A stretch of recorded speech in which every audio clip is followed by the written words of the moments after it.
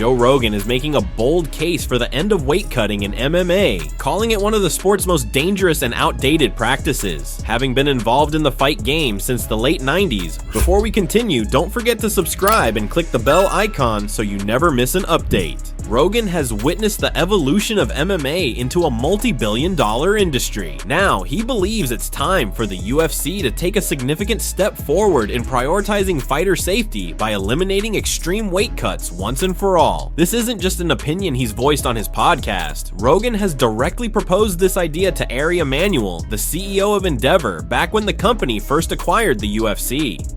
His suggestion: implement random weight checks, forcing fighters to compete at a weight that reflects their actual healthy body mass, rather than one achieved through brutal last-minute dehydration. Rogan also argues for the introduction of more weight classes, pointing out the massive gaps between divisions like 185 and 205 pounds. Unlike boxing, which has more precise weight categories, MMA fighters are often forced into weight classes that don't accurately represent their natural size, putting them at a serious disadvantage and risking their long-term health. He's gone as far as to compare weight cutting to steroid use, calling it a form of sanctioned cheating that gives some fighters an unfair edge while putting everyone at risk. To him, the solution is clear. Fighters like Islam Makhachev and others should be evaluated based on their natural weight, not the one they dangerously dehydrate themselves to reach before stepping on the scale. The dangers of extreme weight cutting have been well documented, with several UFC legends speaking out over the years. One of the most alarming examples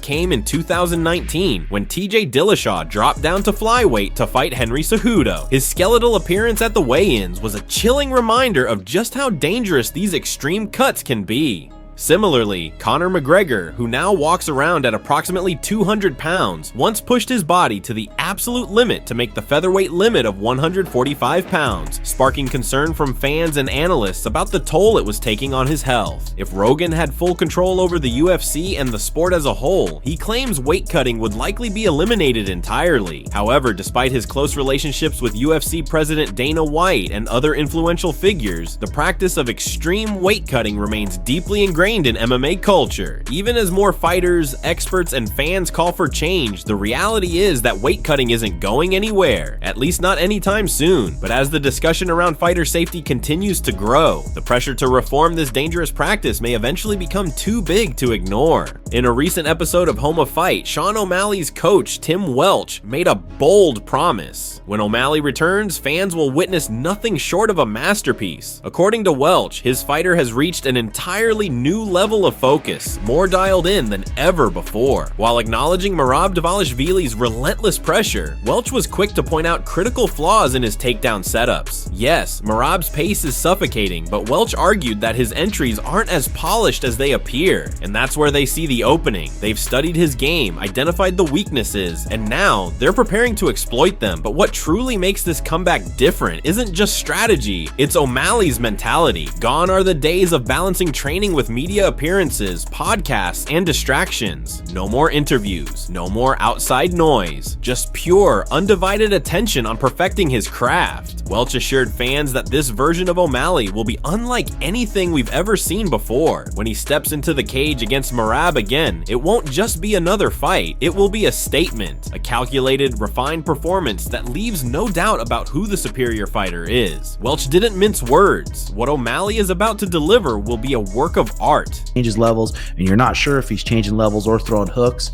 I think the next time he fights Merab, you're going to see, if you saw his recovery sessions after some of his workouts, you'd be like, holy smokes, he's really doing everything he can, putting down all social medias, not doing any more podcasts, saying no to interviews, and an absolute masterpiece. And just a beautiful performance, and the Suge that everyone knows come out and piece his ass up, recovering like a champion, and just recovering and like a pro. And to beat someone like Merab, that's what it's going to take. Just we're gonna be ready.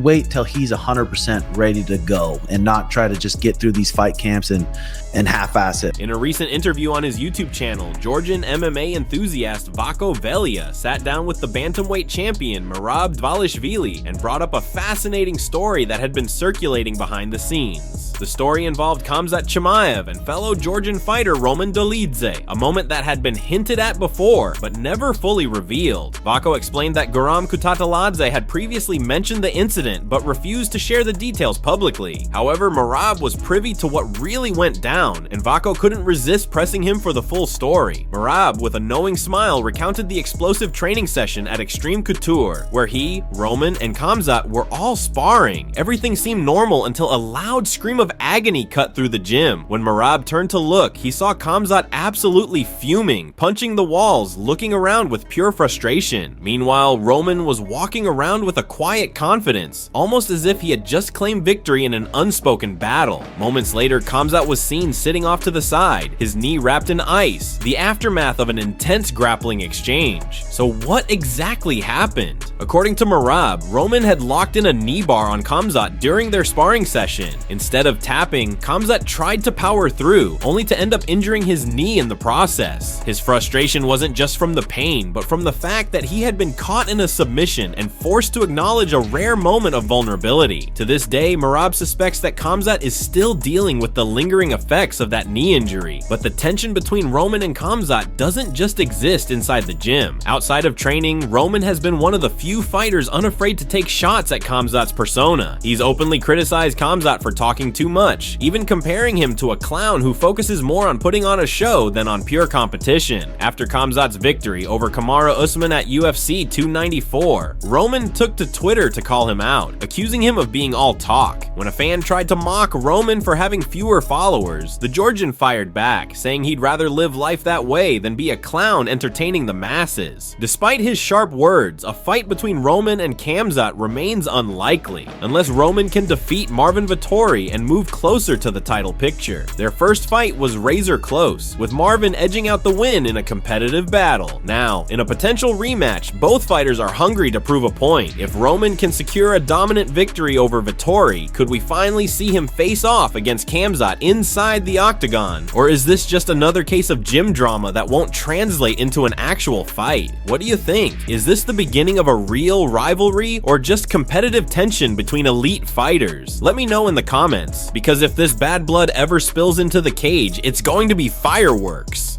Thanks for tuning in. If you're as intrigued by this potential clash as we are, drop your thoughts in the comments below. Don't forget to like, share, and subscribe for more breaking MMA news and updates. Stay tuned, you won't want to miss what's next.